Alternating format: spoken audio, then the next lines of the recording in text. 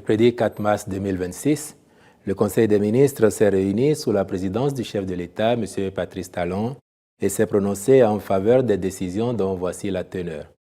S'agissant de mesures normatives, en point 1, classement du bien culturel dénommé Cité lacustre de Ganvier au patrimoine culturel national. La dite cité subit actuellement des transformations rapides en raison de la pression démographique, de l'évolution des modes de vie, des dynamiques économiques ainsi que des menaces environnementales, notamment la pollution du lac, la dégradation des écosystèmes et les effets du changement climatique. Il urge donc d'assurer une protection efficace à la cité pour conserver sa valeur historique, culturelle et écologique exceptionnelle, d'où son classement au patrimoine culturel national. C'est pourquoi le présent décret est adopté, à charge pour les ministres concernés d'en assurer la mise en œuvre. En point 2, statut de l'artiste et des professionnels de la culture en République du Bénin. D'importantes réformes ont été engagées dans le domaine des arts et de la culture pour donner une stature internationale à notre pays. Ainsi en est-il de la construction des arènes culturelles, de l'allègement des mesures fiscales dans ce secteur, de la diversification des guichets et des outils d'appui technique et financier au profit des acteurs qui y interviennent. Cependant, le statut même de l'artiste reste à organiser pour permettre aux acteurs d'en bénéficier pleinement. Le présent décret a donc pour objectif de doter les artistes et les professionnels de la culture du Bénin d'un statut juridique, social et économique. Il affirme les droits fondamentaux de ceux-ci, précise la qualification et l'encadrement des contrats de collaboration professionnelle, les conditions d'accès aux professions artistiques et de soutien de l'État.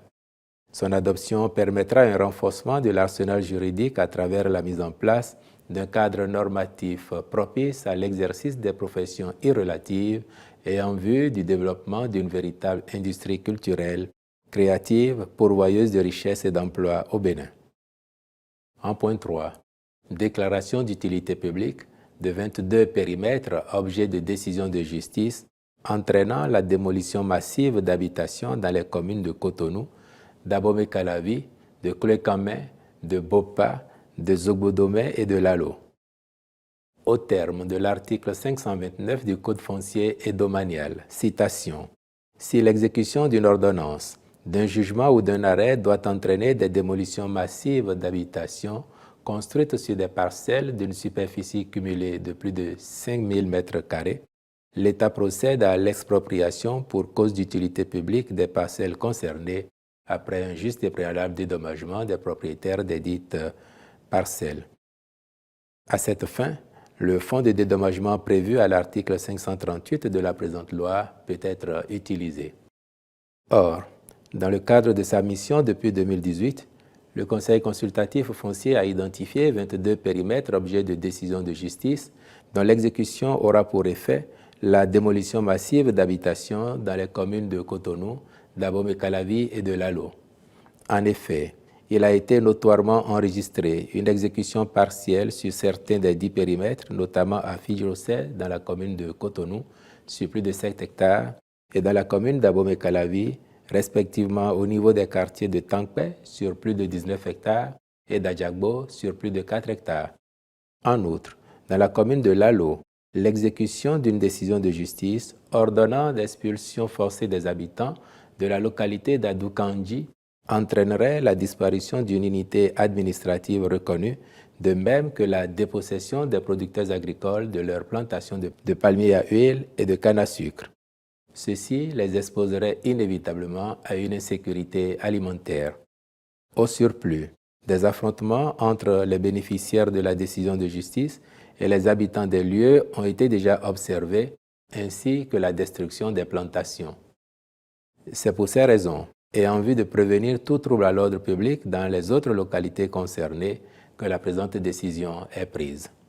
Dans cette même rubrique des mesures normatives, ont par ailleurs été adoptés les décrets portant nomination des commissaires aux comptes près de certaines entreprises publiques, définition du cadre de promotion des chauffe-eau solaires en République du Bénin, conditions et modalités de délivrance des visas et cartes de résident en République du Bénin, fixation des prix particuliers et des règles spécifiques relatives aux prestations relatives au contrôle, à l'inspection des installations électriques et à la certification des plans et schémas électriques des unités industrielles. Approbation des statuts des lycées techniques professionnels de Kandi, Porto Novo, Akasato, Boikon et Koulibaly. Approbation des statuts des lycées techniques agricoles de Banikora, Natitengu, Ina, Adjahome et Sekou. Modification de l'article 5 des statuts de l'Agence nationale du paysage. Procédure de liquidation des actes de gestion de carrière et de mise en paiement des soldes et accessoires des agents civils de l'État et des personnels militaires et paramilitaires. Mise en place du comité d'installation des membres de l'autorité de régulation du secteur de la santé, deuxième mandature. Modification de l'organe de gestion de Semicity Institute of Technology and Innovation. Approbation des statuts de l'Agence de maintenance immobilière et hospitalière, ainsi que le décret modifiant et complétant le décret numéro 2015-592 du 21 novembre 2015 portant statut particulier des corps des personnels enseignants de l'enseignement du second degré. Au chapitre des communications, en point 1, mission de contrôle technique dans le cadre de projets de construction et de réhabilitation de formations sanitaires. Sont concernés par cette mission, d'une part, les chantiers relatifs au centre hospitalier universitaire de la zone sanitaire à Bomekalavi-Soava, au centre hospitalier universitaire départementaux de Lomé et du Borgou, au Centre national hospitalier universitaire Hubert Kutukumaga et au Centre hospitalier universitaire de la mère et de l'enfant Lagune, aux hôpitaux de 65 lits à Savalou, Dassa Lokossa, Ouida Cotonou, à l'hôpital de zone de 120 lits et au centre de santé de Ketou, à l'hôpital de zone de Sakété et au centre de santé de Pobé, aux hôpitaux de 120 lits de la zone sanitaire à Djara Avrankouak Promiserete, de la zone sanitaire à Djoum Bonou Dangbo, puis de la zone sanitaire Zubodome Boikon Zakota. D'autre part, l'hôpital de zone d'Alada Tofoze, le centre funéraire d'Abomey-Calavi, le centre des urgences de Ouida, l'école de formation en sciences paramédicales d'Abomey-Calavi et les centres hospitaliers départementaux de la Takora et de la Donga sont pris en compte. Les ministres sont instruits à l'effet de procéder à la signature des contrats avec les cabinets retenus en veillant à leur bonne exécution. En point 2, mission de maîtrise d'œuvre de conception du projet de construction d'une piscine olympique au stade de l'Amitié Mathieu Kérékou. Le projet de construction de cette piscine s'inscrit dans le cadre de la mise en place d'infrastructures sportives aux normes internationales pour favoriser la pratique de la natation par les jeunes athlètes qui en font leur discipline sportive de prédilection. La présente mission permettra donc de disposer d'attendus indispensables à sa bonne exécution et parvenir à l'objectif d'aguerrir nos athlètes aux compétitions de haut niveau. En point 3, réalisation des études détaillées, APS et APD, de la phase 3 du projet de réhabilitation et d'aménagement du lac Nokoué et de la lagune de Porto Novo.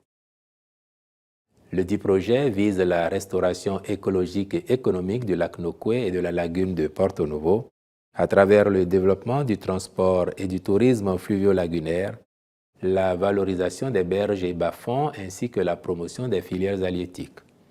Dans la perspective de son opérationnalisation, les présentes études sont confiées à un groupe spécialisé.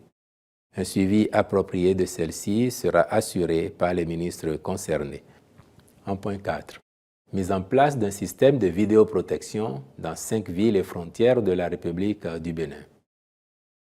Le déploiement de la vidéoprotection à des fins de sécurité favorise, entre autres, une surveillance en temps réel des grandes villes, une meilleure sécurisation des infrastructures critiques, une prévention des actes criminels, une meilleure gestion des libertés publiques, un renforcement de la protection des personnes et des biens et une plus grande efficacité dans la conduite des enquêtes judiciaires. Ce dispositif apportera donc une plus-value aux forces de sécurité dans leur mission de maintien de la paix, de la quiétude et de la tranquillité publique. C'est pour ces raisons que le Conseil a décidé qu'il soit implémenté progressivement dans notre pays en commençant par des points stratégiques de certaines villes, de même qu'au niveau de quelques localités frontières. Les résultats attendus sont, entre autres, la vidéoverbalisation, la proactivité en matière de réduction de risques de catastrophes et un meilleur contrôle des flux transfrontaliers. En point 5. Contractualisation pour la conduite des études techniques et la construction de centres d'accueil, d'hébergement et d'accompagnement des victimes de violences basées sur le genre. La prise en charge de ces victimes, dans les meilleures conditions, repose sur 5 composantes que sont le soutien psychologique, la prise en charge médicale, l'assistance juridique et judiciaire, la prise en charge psychologique et l'accompagnement social. De façon spécifique, l'accompagnement social permet de prendre en compte leurs besoins tels que la mise en confiance, l'écoute, l'évaluation et la réponse aux besoins urgents, y compris l'hébergement provisoire dans un cadre sécurisé, respectueux de ses droits et garantissant la confidentialité et la non-discrimination, l'évaluation approfondie à travers l'enquête sociale et la réinsertion sociale. Mais dans le dispositif actuel d'accompagnement, le volet hébergement provisoire, indispensable au protocole de prise en charge, fait défaut. C'est pourquoi il est prévu la construction de 3 centres d'accueil, respectivement à Parakou, Alada et Sabalou. Dans cette perspective, il a été autorisé la contractualisation avec une entreprise expérimentée pour les études techniques subséquentes et la conduite des travaux. Au chapitre des rencontres et manifestations internationales, il a été autorisé d'une part l'organisation du 7e congrès de la Société médicale Tête et Cou du Bénin à Cotonou du 23 au 25 avril 2026, la célébration de la 31e édition de la Journée internationale des droits de la femme les 6 et 7 mars 2026 à Cotonou et à Soava dans les départements du littoral et de l'Atlantique. Puis, d'autre part, la participation du Bénin à la 14e conférence ministérielle de l'Organisation mondiale du commerce, OMC, prévue à Yaoundé au Cameroun du 26 au 29 mars 2026. La 24e commission mixte militaire bénino-belge du 4 au 8 mai 2026 à Bruxelles en Belgique. La 3e édition des Olympiades internationales d'intelligence artificielle prévue du 2 au 8 août 2026 à Abu Dhabi aux Émirats arabes unis. De même, l'équipe nationale senior de football du Bénin prendra part aux éliminatoires de la Coupe d'Afrique des Nations CAN, Kenya, Tanzanie, Ouganda 2027 et les autres équipes nationales, toutes disciplines confondues, aux compétitions sportives internationales majeures au titre de l'année 2026. Au chapitre des mesures individuelles, enfin, les nominations ci-après ont été prononcées. À la présidence de la République, directrice exécutive de la Fondation Semesiti, Madame Sylvie Hassani. À la Cour suprême, après avis du président de l'Assemblée nationale, président, Monsieur Victor Dassi Adossou. Au ministère de l'Enseignement supérieur et de la Recherche scientifique, après avis favorable du Conseil national de l'éducation, directeur des examens et concours, Monsieur Victorin Vidjanaï Benou. Dans les unités de formation et de recherche de l'Université d'Abomey-Calavi, directeur de l'École nationale d'administration, Monsieur Komlanvi Prudent Tiounia Soglo, directeur adjoint de l'École nationale d'administration, Monsieur Enayon Gildas Fiacre Nonou, vice-doyen de la faculté de droit et de sciences politiques, Monsieur Télésphore Toliton Dikbo, directeur adjoint de la Haute École régionale de commerce international, Monsieur Sewanoude Honoré Hungbeji, directrice adjointe de l'École des sages-femmes d'État de l'INMES, Madame Christiane Chabou Chikunta, épouse Aguemon, directeur de l'Institut de formation et de recherche en informatique, Monsieur Gaston Eda, directeur adjoint de l'Institut de formation et de recherche en informatique, Monsieur Semevo Arnaud Roland Martial Ahondjino, directrice adjointe de l'INMAC, Madame Opeoloa Blandine Agbaka, à l'Université de Parakou, Vice-doyen de la faculté de droit et de sciences politiques, M. Clotaire Agossou. À l'Université nationale d'agriculture, directeur de l'école de foresterie tropicale, M. Olu Toussaint Lougbeyon.